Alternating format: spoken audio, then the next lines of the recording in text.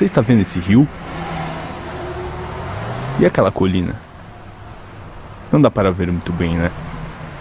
Mas foi às margens desse rio, no alto dessa colina, que nasceu a vila de São Paulo de Piratininga.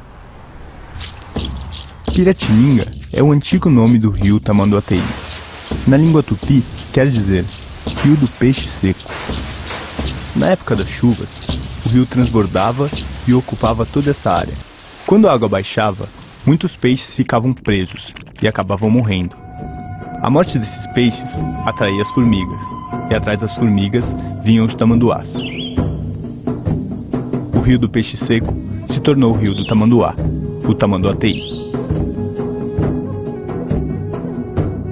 Quando os jesuítas chegaram, aproveitaram a sabedoria dos índios e instalaram sua capela ao lado das duas tribos que viviam no alto dessa colina. A região era privilegiada para a fundação de uma vila naquele tempo.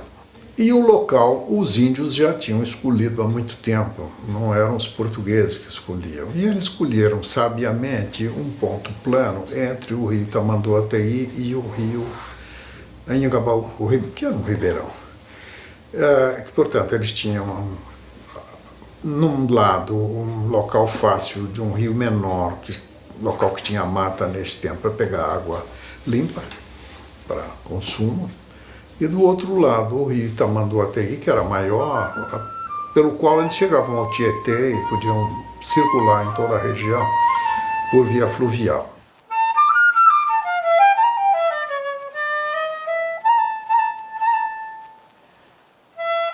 Durante aproximadamente 300 anos, a vila de São Paulo só existiu por causa desses dois rios. Hoje, a maioria nem nota sua existência. A máquina fotográfica chegou a tempo de registrar as mudanças que essa paisagem iria sofrer. Você sofrer, só pra deixar de ser ruim. Eu vou fazer você chorar, se humilhar, ficar correndo atrás de mim. Sabe aquele canal que passa ao lado do mercado municipal? Esse aí é o rio Tamanduateí. Um dia, ele já beirou a rua 25 de março. E nas suas margens havia um porto. Naquele tempo, essa já era uma área de intenso comércio popular. Ali se encontrava o Mercado dos Caipiras, local onde pescadores e produtores rurais comercializavam seus produtos. A expansão do café pelo interior do estado atraiu investimentos para São Paulo. Em 1867 é inaugurada a ferrovia São Paulo Railway, a única ferrovia que fazia ligação com o mar. Ela utilizou o Vale do Tamanduateí como rota, reforçando a posição estratégica da cidade como ponto de encontro de várias ferrovias.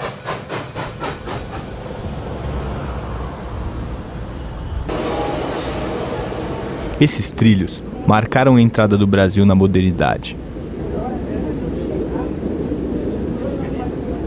A velocidade da máquina transformou a vida na cidade e alterou de forma marcante sua relação com os rios. Os peixes, que antes eram tirados dos rios, agora vinham diretamente do mar, trazidos em vagões.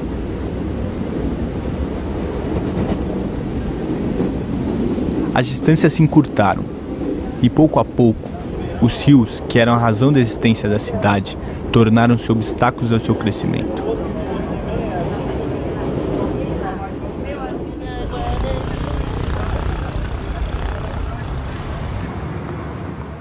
A construção do viaduto do Chá, sobre o Vale do Anhangabaú, foi o primeiro marco de superação às barreiras que os rios impunham à expansão da cidade.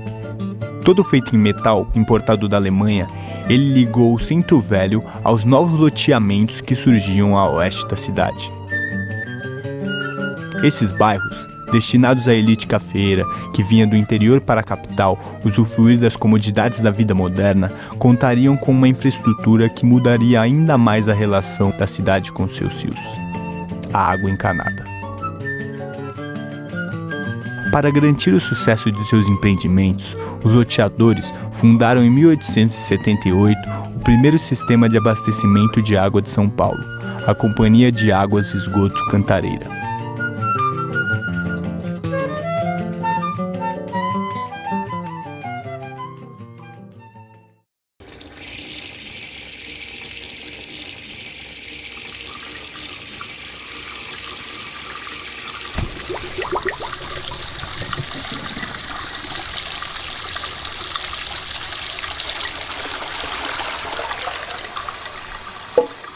Quanto maior o número de pessoas, maior a necessidade de água. Quanto maior o consumo de água, maior o esgoto gerado. Esse esgoto era despejado nas várzeas dos rios que cruzavam a cidade, o que causava um grave problema sanitário. O presidente da província, que seria o prefeito de hoje, já estava endividado, que é uma questão crônica, né? Precisava fazer caixa.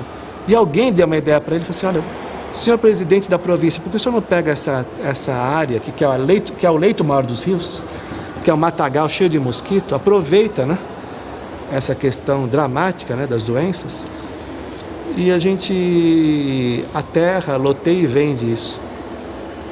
Ou seja, os argumentos sanitaristas, né, e hidráulicos serviram para um verdadeiro objetivo mercantilista, né? A elite paulistana sonhava em construir uma cidade como as que vinha em suas viagens pela Europa. E seus rios não se encaixavam nesse sonho, não do jeito que eram. A solução escolhida foi transformar os rios, cortar suas curvas e afundar seu leito. Assim, eles levariam o esgoto mais rápido, para longe da nossa vista. O Tamanduateí se viu aleijado de suas antigas margens. O rio cedeu seu espaço e foi quem pagou a conta das reformas urbanas. Na década de 20, os dois rios que dividiam a cidade foram transformados em parques. O Parque do Anhangabaú, sobre o riacho com seu nome, já canalizado e enterrado, e o Parque Dom Pedro II, às margens do rio Tamanduateí. Os dois rios, entre os quais a cidade havia sido fundada, não representavam mais limites à sua expansão. Mas a metrópole crescia em ritmo acelerado. Em pouco tempo, ela se encontraria na mesma condição, barrada entre rios. Estes rios que nós temos, o Rio Pinheiros e o Tietê, são rios de planície. E rios de planície são lentos, serpenteiam na superfície por onde escorrem, formam meandros. Então esses dois rios aqui nossos eram cheinhos de meandros, bonito que você nem imagina, sabe? Serpenteando sobre a várzea. E que de uma cheia para outra eles até mudavam de lugar. E mudavam de lugar dentro de uma superfície que é a várzea de inundação periódica do rio.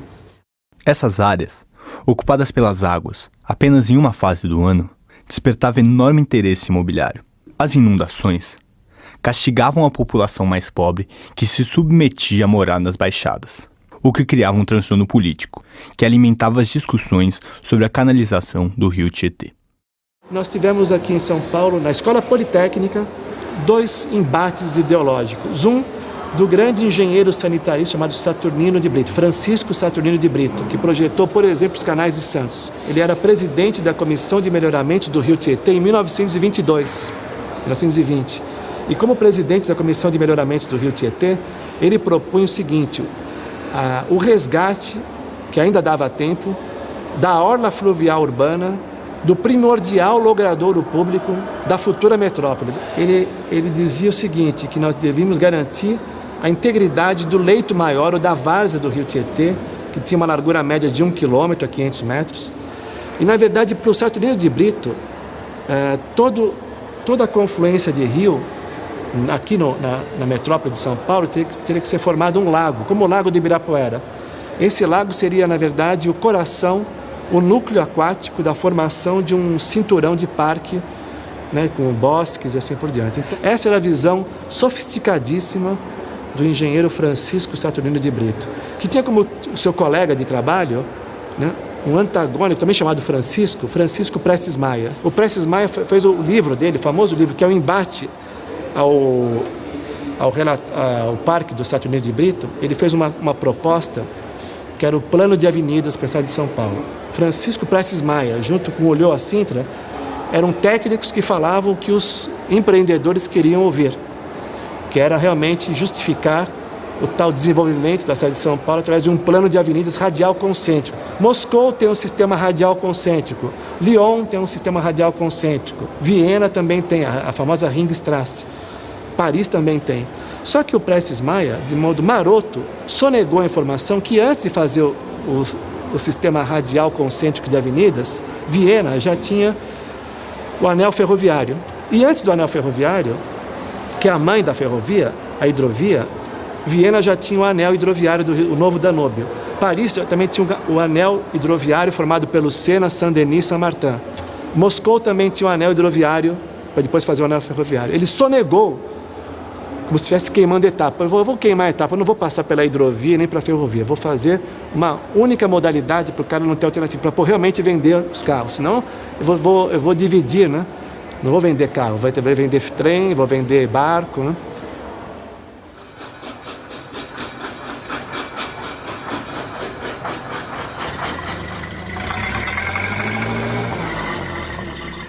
O carro em São Paulo, ele é carregado de uma carga simbólica que talvez não seja em outros lugares, porque houve, principalmente até os anos 20, até o fim da República Velha, uma confusão entre o automóvel e a identidade em São Paulo. Ele se transforma numa peça-chave de um discurso de modernização, mas não um discurso de modernização como a gente conhece, um discurso de modernização progressista, mas uma modernização conservadora, que propunha transformar a cidade de São Paulo naquilo que os homens do PRP chamavam da Chicago da América do Sul, ou seja, uma cidade tipicamente americana, tomada por arranha-céus, autopistas, automóveis espalhados por toda a cidade. No ano de 1938, Prestes Maia foi nomeado prefeito de São Paulo e começou a concretizar as obras de seu plano. Para construir uma avenida, seria necessário desocupar uma grande área. O plano propunha utilizar os fundos de vale, área dos rios e dos córregos, para a construção dessas novas avenidas.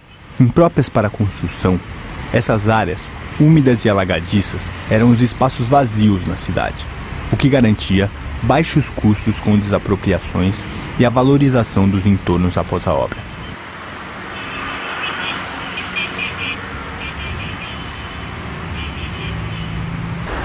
As principais avenidas de São Paulo, como as marginais Pinheiros e Tietê, a Avenida do Estado, a 9 de Julho e a 23 de Maio, estavam propostas no plano de avenidas, plano que estruturou o modo de expansão da cidade. Prestes Maia ficou no poder até 1945. Neste período, ele finalizou a retificação do Tietê, construiu a Avenida 9 de Julho e realizou uma série de outras obras viárias com o intuito de abrir espaço para esse que prometia modernizar o país, o automóvel.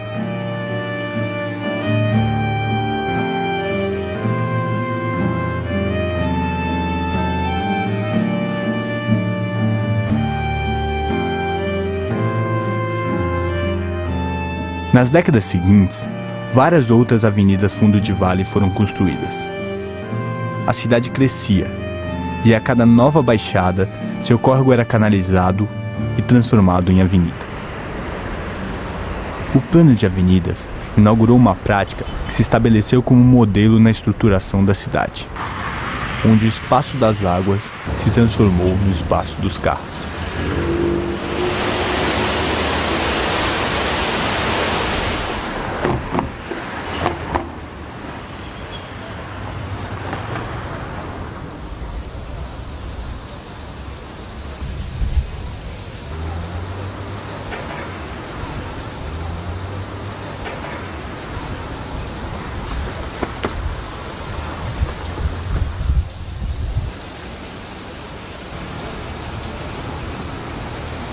O homem moldou o rio a seu modo. Colocou-o dentro de um cano e escondeu debaixo da terra, para não se ver na sujeira.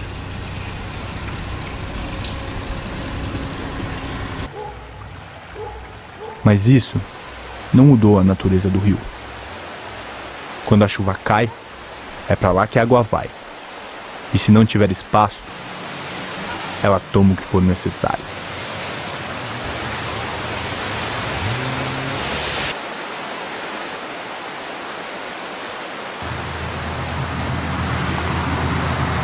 A urbanização de São Paulo foi uma coisa tão violenta que ocupou o lugar do rio. Então, enchente é coisa que nós inventamos, entende? Ela é produto da urbanização. O Tamanduateí, você vê, é um rio que nós chegamos nós utilizamos ali a seção hidráulica a mais confinada e a possível de se manter vazão, né? Quer dizer, é uma seção de concreto e uma parede vertical, né? Quer dizer, não tem mais como aumentar o rio ali. Nos anos 70, quando foi feito esse canal, a seção ali do Parque Dom Pedro II era considerada assim, olha, aqui para inundar, nós vamos precisar de uma vazão que ocorre, em média, uma vez a cada 500 anos. Hoje, essa vazão que era de 500 anos, certamente deve ter caído para 5. Já houve aí, recentemente, extravasamentos novamente no Parque Dom Pedro II.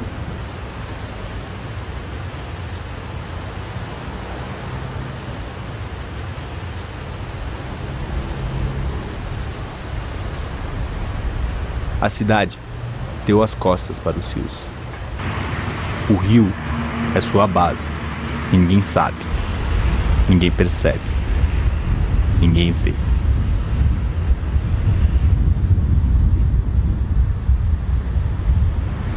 A espinha dorsal dessa arquitetura da cidade são os rios urbanos. Quer dizer, se a gente realmente quer resolver o problema do rio, nós temos que resolver o problema do deslocamento. É impossível fazer com que a cidade esteja de frente para o rio se nós não resolvemos o problema de deslocamento de 20 milhões de pessoas na cidade.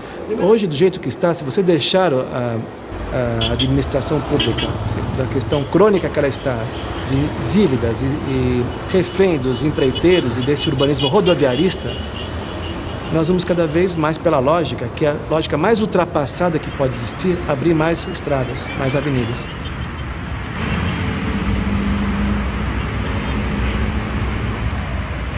Seu acesso é perigoso.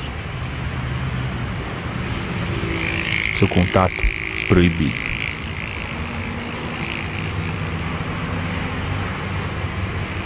Mais uma barreira.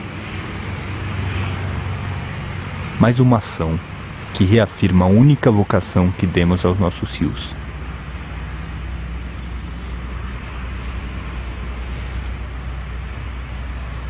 Canal de escoamento de água e esgoto. Mas o carro pede espaço. E São Paulo não pode parar.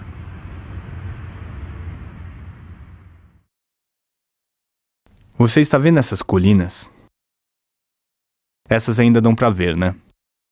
Mas provavelmente, em pouco tempo, essa paisagem será profundamente alterada. Aqui, no Parque Santa Luzia, em Mauá, nasce o rio Tamanduateí. Esse mesmo. E é também por onde passará o trecho leste do Rodoanel.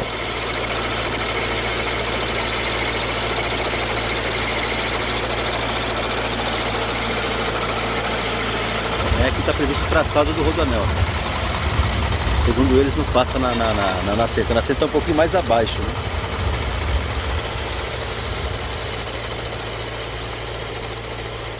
E esse rio já foi um rio que já doou para a parte econômica aqui da cidade. A margem já doou as matas, doou água. Hoje ele é um rio que está morto, né? Um rio que no consciente coletivo ele nem existe na realidade. As pessoas a poucos metros daqui não sabem que a nascente está aqui, em Mauá.